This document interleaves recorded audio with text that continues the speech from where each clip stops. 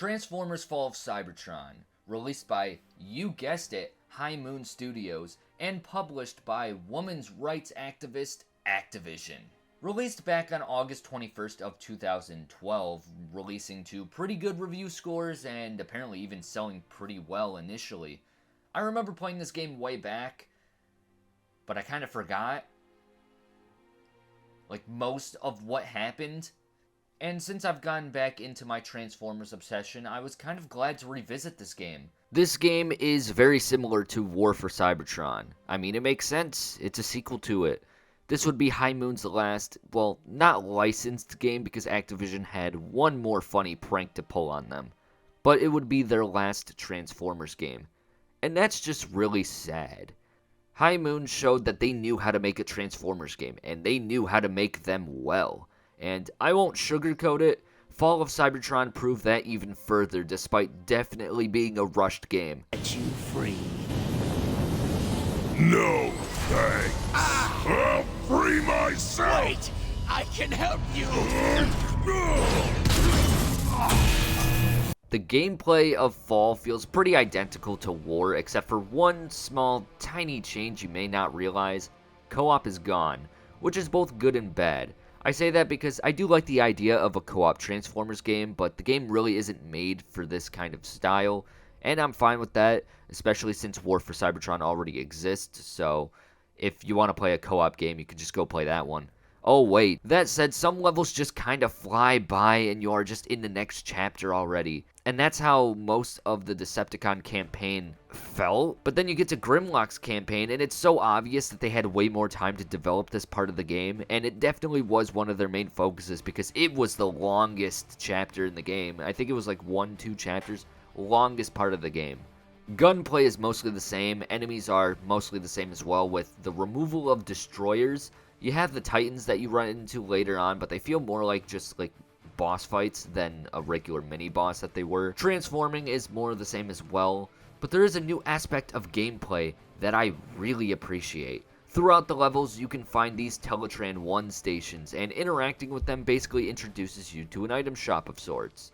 You can buy perks for your character, such as doubling your health, which is going to be very necessary, increasing damage while in vehicle mode, cheaper weapons, upgrades, what have you. Which, yeah, you also get the option to upgrade weapons. It's nothing too deep. Each weapon has 2 to 3 upgrades. Certain weapons even have an extra 4th one, which requires you to buy all the other upgrades before you can buy it, and it's really expensive. One thing I really like is that each upgrade even shows on the weapon visually, which is a detail I always love. It reminds me of a game like BioShock, where each time you upgrade a weapon, you see a part just form onto the weapon after you chose that upgrade. It's so cool. In order to buy these items, you need to collect enough shards to afford them. How can you get these shards, you may ask? You get them from killing people. There are also boxes you can destroy that give you shards as well, but mostly killing people. I didn't get as many shards as I would have liked because I wanted to have every single upgrade in one playthrough, but this game is so short that I just don't see that happening in a single playthrough. Some of these upgrades are actually very expensive though. The health increase costed 20,000 shards and the price decrease for weapon upgrades was 15. I was only able to get about half the perks, unfortunately, and it was because of how expensive these were. Despite getting a good amount of shards, I just wasn't able to get enough to get all of them. And also, when you play Grimlock's level, you do not get any shards whatsoever.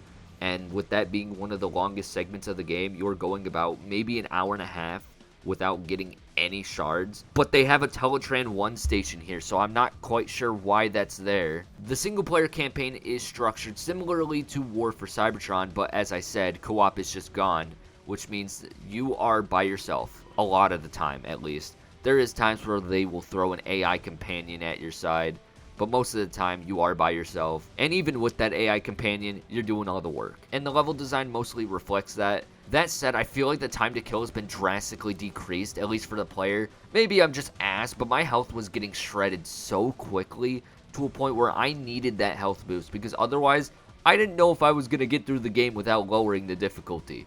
And I played it on medium, which is embarrassing to say because I did not struggle nearly as much against regular enemy encounters in the last game. The only conclusion I have on this is that I'm washed. No! This game also restricts you to being able to play as the character they assign for that chapter, which doesn't bother me that much the more I think about it. I did like the option of having different characters to play as and being able to choose them and, having different classes. However, there is a plus to this. We get to play as my GOAT, Jazz. Each character comes with their own starting weapon and ability, just like in War for Cybertron. Some Decepticons reuse Autobot abilities like Jazz and Swindle having the grapple, which honestly is as awesome as it sounds, and it is pretty awesome. There really is only one segment where you get to make the most out of it. Platforms of different heights, and I really like being able to use it like this to get the edge on enemies. Though I wish there was just more opportunities to actually use these in combat and use it any way I want instead of any way the game tells me to. Maybe it makes an appearance in multiplayer. Will I find out? No, the servers are shut down. I can't exactly play that. Cliff Jumper gets the cloak, and you get a pretty fun stealth mission with even a new enemy type that has yet to be seen in these games. I'm pretty sure these guys are called the Guardian, and you need to hide from their green ray because if they spot you, they then turn into a bulky son of a bitch that I don't think can be killed. This level is also where I discovered that you can sneak up behind enemies and do executions on them, which is very stereotypical by this point. Almost every single action game now has them, but it was really funny doing them. I really like this level. This one is one of my favorites besides the ones with Grimlock, which I will get to shortly. For a stealth mission, I did find it to be pretty good, all things considered. Stealth is a bit challenging as you progress further into the level. Eventually, it just reverts back into shooting shenanigans. Starscream also gets the cloak ability, but I genuinely didn't even notice it was there. The whole level just came and went. Not a bad one.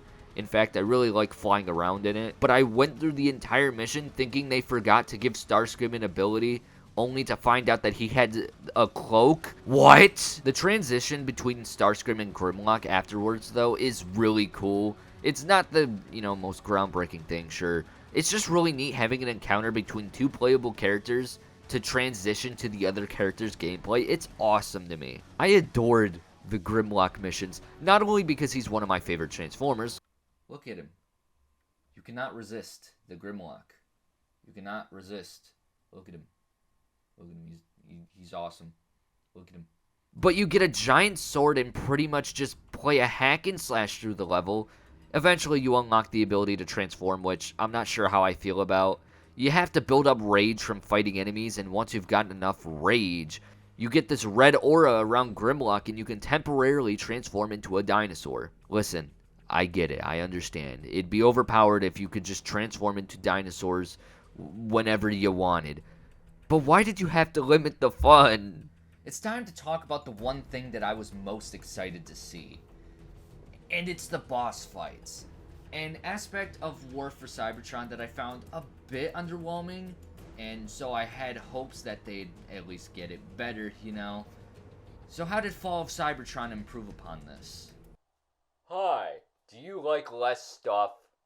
You would think Starscream would be a boss fight from the way it's framed, but no, you fight waves of enemies. That's honestly most of what you do. You fight waves of enemies. They sort of make up for that with referencing the 86 movie, but I still would have liked a boss fight. Then you get Hard Shell, Kickback, and Sharp Shot. Do you even consider these boss fights? What the hell are these? You technically have two real boss fights in this game.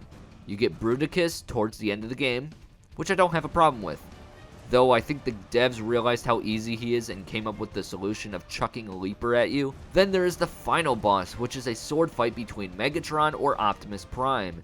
You get the choice of who you want to play as, and I actually enjoyed this boss fight a lot. It's not the hardest thing out there, but it was a bit of a challenge, You have to essentially master blocking and timing your attacks right. Overall, I feel like I over-complained when talking about War for Cybertron with the boss fights.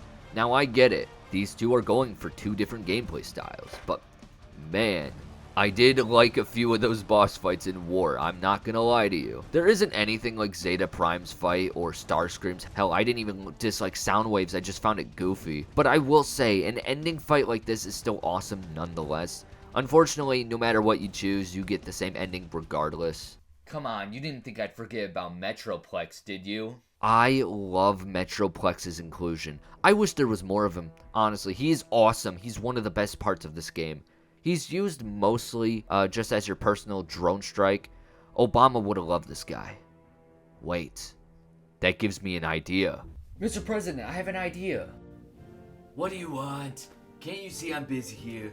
Listen, I know how much you love to win. Yes, that's true. I love to win. That's why I won. Everyone says it. Meet Metroplex. What the hell is a Metroplex? I think we should replace our artillery with him. Are you trying to replace our American military with whatever that the hell that thing is? You can't do that. They can't do that. You can't do that. He can drone strike targets with 100% accuracy. Alright, he's hired. Now let's talk about graphics. They finally legalized color on Cybertron.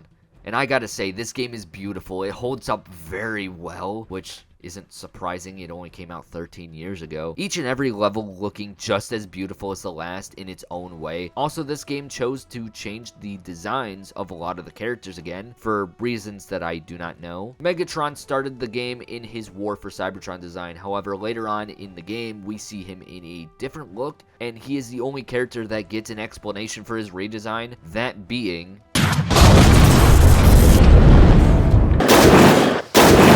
But there was an aspect I forgot to talk about with War for Cybertron that I want to talk about here, and that's the music. It was fantastic in War for Cybertron, but in Fall, oh my lord, it's beautiful. I don't know how to describe the soundtrack without using the words fucking and awesome. When comparing this game to War for Cybertron, I kind of struggle with deciding which game I find to be better, not only because of how similar they are in a lot of aspects, but also because they both have what I'd consider an equal share of flaws. But at the same time, this game feels so much better in single player, and despite it feeling harder, I found each combat encounter to be more enjoyable, even if a bit bullshit. My main complaint about this game, however, is just how short it is. The game can be beaten in roughly 5 hours, which is just underwhelming. It most definitely was due to how rushed development was.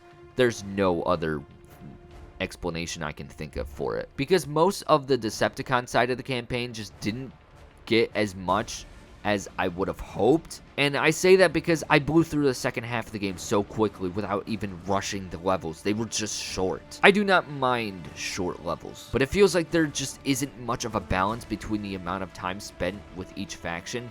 I genuinely think you spend most of the game playing as Grimlock. It sure felt like it. I mean, the game took me about 5 hours to beat, and I think I spent like an hour and a half with Grimlock. It's really fun, but I wish there was still more. But despite those problems, I still love the game, and definitely understand why people think this game is an improvement over War for Cybertron, because in a lot of ways, it is.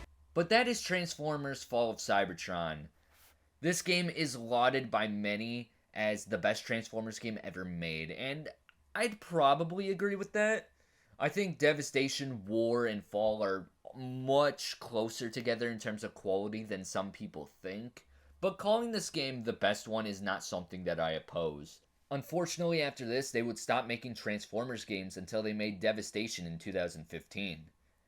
From 2012 to 2015, nothing happened in between. Nothing at all. So anyways, like the video, because if you guys like the video, I'll throw red alert at a wall or something, because this figure sucks. Subscribe if you're new, I'd love to have you here. And if you enjoyed the video, good. Now goodbye.